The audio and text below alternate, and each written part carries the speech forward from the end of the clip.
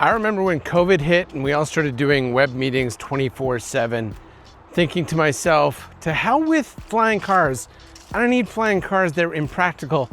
But give me Star Trek screens where I can have my meetings and look directly at the person instead of this Rain Man experience where I'm looking down at my screen and the camera's up here.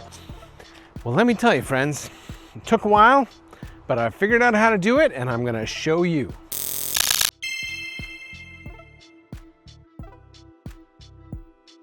It's funny, ever since I started recording the footage for this video, Instagram started sending me advertisements for those little pinhole cameras that sit down in the middle of your monitor off the little extension arm. And to be clear, I am not going to be speaking about those, as my particular brand of OCD cannot handle something sitting in front of my monitor. Also, here's some actual footage of the noise that happens outside my office every single day, and it's really important that you use the right setup for your audio. So by the end of the video, you'll know exactly what software settings you should use to get the best audio. Okay, you've decided you want to run your Teams meetings like a boss. Here's how you get started. Now, I can give you a little bit of a good, better, and best. Some of this stuff is mandatory and some of it you can definitely get by with a little bit less expensive gear. But here's what we're going to start with. Start with audio. People will forgive bad video, but they will not forgive bad audio. If you have bad audio, you're going to pull everybody on the other end of your meeting out of the sense of sort of connection. And so I felt it was really important to get good audio. This is the Shure MV7 Plus microphone. It is a podcast microphone, generally speaking, but it has both USB-C connections as well as what's called XLR, which is like the professional audio standard. XLR needs to be converted, though, into a USB signal for your computer. So we do that with the Stream Deck XLR. It has 8 buttons which can be programmed to do whatever you want to do. Mine turn off the microphone, start recording.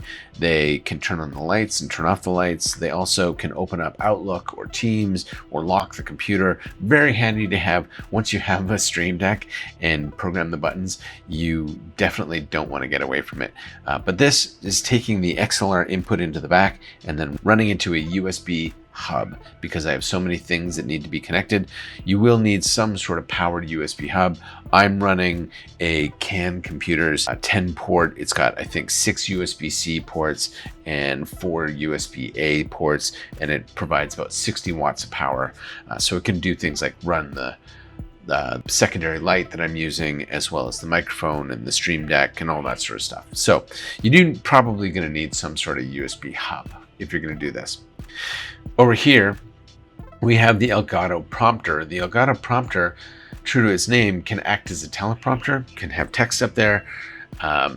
With the camera behind it, there's got a screen on the bottom and then a mirror up top with the camera mounted behind it. And you can use it as a secondary display. So you can drag a Teams meeting onto it and have the speaker in the Teams meeting appear directly in front of your camera, which is a really nice immersive feeling for meetings.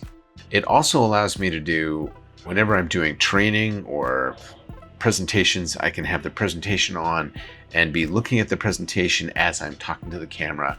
So really useful there. Behind that is a webcam, but I'm not using a webcam.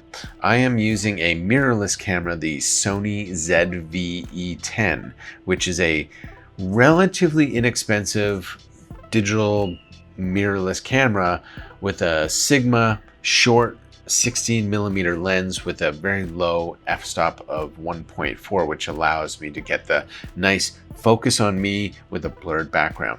You definitely don't need to go to the expense of doing that, but if you do, the Elgato Prompter has screw-on step-up pieces to attach those cameras directly to it, which is fantastic. But you can use a classic webcam behind the Elgato Prompter too.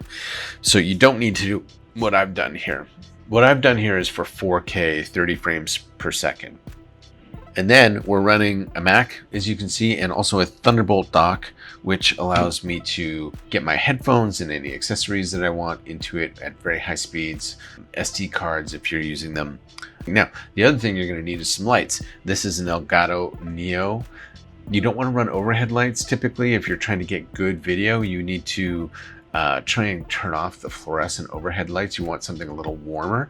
This is the Elgato Keylight Neo, which is very small, easy to manage. I can manage actually all the lighting on my computer here. So we can adjust the temperature, or we can adjust the brightness of the lights through the computer. Elgato has done also above the current camera, there's a larger key light, which is the thing that is projecting out of my face. And then behind me, we've got some lighting as well.